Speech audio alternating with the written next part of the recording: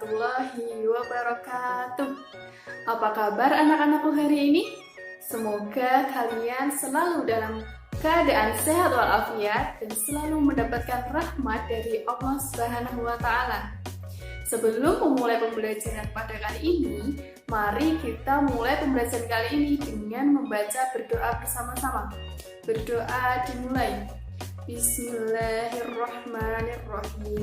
Raditu billahi rabbah wa bil islami dina wa bi Muhammadin nabiyya wa rasulah. Rabbi zidani ilma warzuqni fahma. Amin. Nah anak-anak, pada kesempatan kali ini kita akan mempelajari bab iman kepada qada dan qadar. Setelah mempelajari bab ini, diharapkan kalian mampu menjelaskan pengertian iman kepada qada dan qadar. Lalu, kalian dapat mengidentifikasikan dalil qada dan qadar, serta kalian mampu menunjukkan fenomena-fenomena qada dan qadar dalam kehidupan sehari-hari. Pada bab ini, kita akan mempelajari sebab yang pertama, yaitu pengertian iman kepada qada dan qadar yang meliputi yang pertama, iman kepada qada dan qadar, yang kedua, hubungan antara qada dan qadar, yang selanjutnya, macam-macam takdir, lalu ciri-ciri orang yang beriman kepada qada dan qadar, dan yang terakhir ialah sikap orang-orang yang beriman kepada qada dan qadar. Dan sebagai perilaku dan hikmah beriman kepada qada dan qadar yang meliputi penerapan iman kepada qada dan qadar, lalu manfaat atau hikmah beriman kepada qada dan qadar. Pertama-tama, apa sih pengertian qada dan qadar itu? Qada berarti ketetapan, kehendak, pemberitahuan, dan penciptaan. Jadi, qada berarti ketetapan Allah Subhanahu wa Ta'ala terhadap semua makhluk ciptaannya dan juga alam sekitarnya. Sedangkan qadar berarti peraturan, kepastian, dan juga ukuran. Jadi qadar ialah perwujudan rencana Allah Subhanahu wa Ta'ala terhadap semua makhluknya sesuai dengan rencananya. Lalu yang selanjutnya, pengertian kepada qada dan qadar. Iman kepada qada dan qadar artinya kita mempercayai bahwa dalam penciptaan alam semesta ini, termasuk kita manusia, Allah juga telah menentukan ketetapan-ketetapannya atau qadarnya.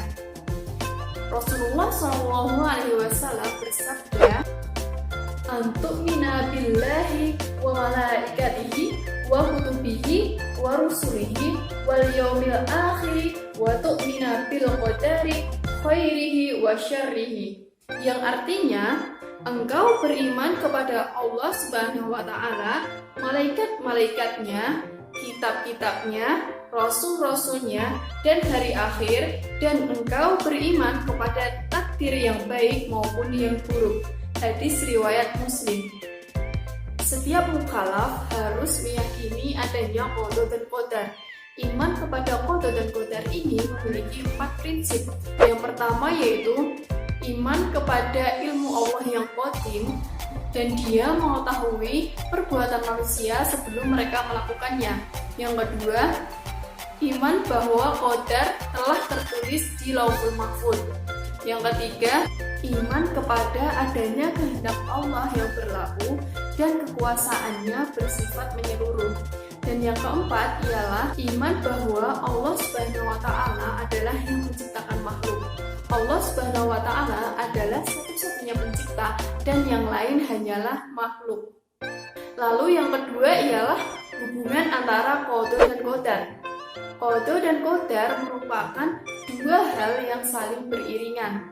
Qada dan qadar biasanya disebut dengan takdir Allah Subhanahu wa Ta'ala yang ditetapkan kepada makhluknya, baik yang sudah terjadi, yang sedang terjadi, ataupun yang akan terjadi. Takdir Allah Subhanahu wa Ta'ala ini tidak hanya meliputi manusia, tetapi bagi seluruh makhluk yang ada di alam semesta ini.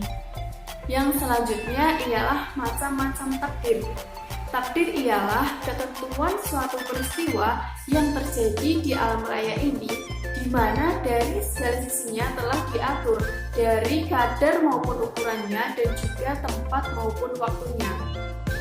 Macam-macam takdir yang pertama ialah takdir mu'alaq. Takdir mu'alaq ialah takdir yang dapat diubah dengan usaha dan ikhtiar manusia dengan seizin Allah Subhanahu wa Ta'ala. Maksudnya, takdir ini dapat diusahakan dengan ikhtiar manusia dan juga doa, namun hasil akhirnya tetap ditentukan oleh Allah Subhanahu wa Ta'ala. Maksudnya, manusia dapat mengusahakan apa yang diinginkan dengan ikhtiar dan berdoa. Akan tetapi hasilnya tetap menurut ketentuan Allah Subhanahu wa Ta'ala. Misalnya seperti kepandaian, kesehatan, kekayaan, dan lain sebagainya. Allah Subhanahu wa Ta'ala berfirman, Innallaha la yughayyiru ma biqaumin hatta yughayyiru ma bi anfusihim. Yang artinya, sesungguhnya Allah tidak akan mengubah keadaan suatu kaum sebelum mereka mengubah keadaan diri mereka sendiri. Yang kedua ialah takdir mubram. Takdir mubram ialah ketentuan Allah Subhanahu wa Ta'ala yang sudah pasti terjadi atas semua manusia, yang tidak dapat dielakkan lagi meskipun dengan usaha, ikhtiar ataupun berdoa kepada Allah Subhanahu wa Ta'ala. Misalnya seperti umur, kelahiran, jenis kelamin, dan juga kematian. Manusia tidak dapat memilih dan juga tidak mampu untuk mengubahnya. Baik anak-anak, selanjutnya kita akan membahas ciri-ciri orang yang beriman kepada qada dan qadar. Yang pertama ialah qanaah. Orang yang beriman kepada qada dan qadar, ia akan mempercayai bahwa rezeki yang diberikan oleh Allah tidak akan kurang atau tidak akan tertukar. Jadi ia akan selalu qanaah, bersyukur atas apa yang diberikan oleh Allah Subhanahu wa Ta'ala. Yang kedua ialah memiliki cita-cita yang tinggi. Orang yang beriman kepada qada dan qadar, mereka akan memiliki kemauan atau cita-cita yang tinggi dan menghindarkan mereka dari sifat malas, berpangku tangan, dan pasrah terhadap takdir Allah Subhanahu wa Ta'ala. Yang ketiga ialah memiliki tekad dan bersungguh-sungguh dalam berbagai hal. Orang yang beriman kepada qada dan qadar, ia akan selalu bersungguh-sungguh dalam segala urusannya. Ia selalu memanfaatkan peluang yang datang kepadanya dan sangat menginginkan kebaikan-kebaikan, baik itu kebaikan dunia maupun kebaikan akhirat. Yang keempat, bersikap adil baik dalam keadaan susah maupun senang. Iman kepada qada dan qadar akan membawa pelakunya untuk selalu bersikap adil dalam segala keadaan, baik ia sedang susah maupun ia dalam kegembiraan. Dan yang terakhir ialah selamat dari kedengkian dan pertentangan. Orang yang beriman kepada qada dan qadar tidak akan memiliki kedengkian terhadap karunia yang diberikan Allah Subhanahu wa Ta'ala kepada orang lain, karena ia percaya bahwa Allah juga akan menyiapkan karunia untuk dirinya sendiri dan juga karunia tersebut tidak akan tertukar dengan orang lain. Dan Allah telah memberikan karunia kepada manusia dengan seadil-adilnya. Baik anak-anak, selanjutnya kita akan membahas sikap yang berkaitan dengan beriman kepada qada dan qadar. Yang pertama ialah optimis. Optimis bisa disebut juga dengan berpikir positif. Maksudnya, memiliki prasangka yang baik terhadap segala ketentuan-ketentuan yang diberikan oleh Allah Subhanahu wa Ta'ala. Bersikap optimis ini adalah sebuah bentuk atau wujud dari keyakinan hamba terhadap Rabb-Nya. Yang kedua ialah ikhtiar. Ikhtiar adalah usaha sungguh-sungguh yang dilakukan manusia untuk mencapai cita-citanya. Dalam Islam, manusia diperintahkan untuk ikhtiar meskipun pada akhirnya semuanya Allah yang menentukan. Sikap yang selanjutnya ialah doa. Doa dapat diartikan permohonan atau permintaan manusia yang ditujukan kepada Allah Subhanahu wa Ta'ala. Manusia yang berdoa berarti ia telah melakukan komunikasi langsung dengan penciptanya. Manusia yang melakukan usaha tanpa diiringi doa, maka usahanya tersebut akan sia-sia. Sikap yang terakhir ialah tawakal. Tawakal ialah menyerahkan atau memasrahkan segalanya kepada Allah Subhanahu wa Ta'ala. Setelah manusia berusaha dengan semaksimal mungkin, maka ia harus menyerahkan segala keputusannya kepada Allah Subhanahu wa Ta'ala. Nah, dalam tawakal tersebut, manusia harus selalu berhusnuzon kepada Allah Subhanahu wa Ta'ala, yaitu selalu berprasangka baik bahwa Allah akan memberikan ketentuan-ketentuan yang baik kepada mereka.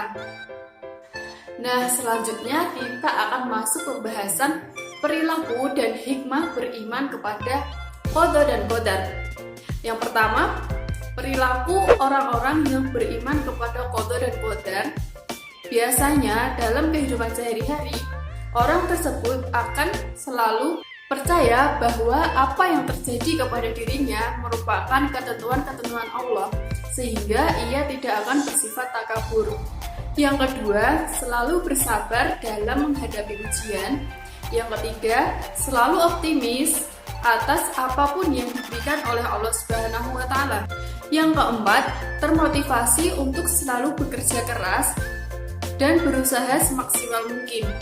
Yang kelima, selalu tawakal dan berdoa kepada Allah Subhanahu wa Ta'ala atas usaha yang telah dilakukannya. Dan yang terakhir, ia tidak pernah meminta pertolongan selain kepada Allah Subhanahu wa Ta'ala. Selanjutnya kita akan membahas hikmah beriman kepada qada dan qadar. Yang pertama, melatih diri untuk memperbanyak syukur dan juga kesabaran. Orang yang beriman kepada qada dan qadar, ia akan bersyukur apabila mendapatkan suatu kenikmatan dari Allah Subhanahu wa Ta'ala. Dan juga sebaliknya, jika ia mendapatkan ujian, maka ia akan terus bersabar. Hikmah yang kedua ialah menenangkan jiwa.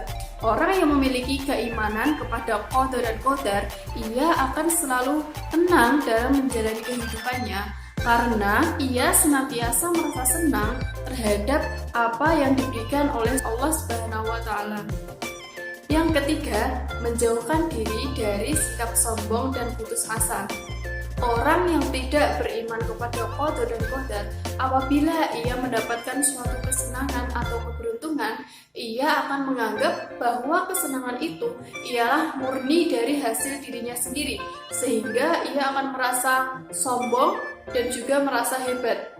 Dan jika ia mendapatkan kegagalan, maka ia akan mudah berputus asa karena ia tidak mempercayai bahwa segalanya itu telah ditentukan oleh Allah Subhanahu wa Ta'ala. Hikmah yang terakhir ialah memupuk sifat optimis dan juga pantang menyerah. Orang yang memiliki keimanan terhadap qada dan qadar, ia akan selalu bersikap optimis dan bekerja keras untuk mencapai cita-cita atau keinginannya. Dan jika ia gagal, maka ia akan mencoba terus dan pantang menyerah. Nah, anak-anak, kita sudah selesai mempelajari bab iman kepada qada dan qadar. Ibu harap pembelajaran kali ini bisa bermanfaat untuk kita semua dan tetap semangat belajar dan selalu menjaga kesehatan di rumah masing-masing. Cukup sekian, kita tutup pembelajaran pada kali ini dengan membaca hamdalah bersama-sama. Alhamdulillahirrabbilalamin. Wassalamualaikum warahmatullahi wabarakatuh.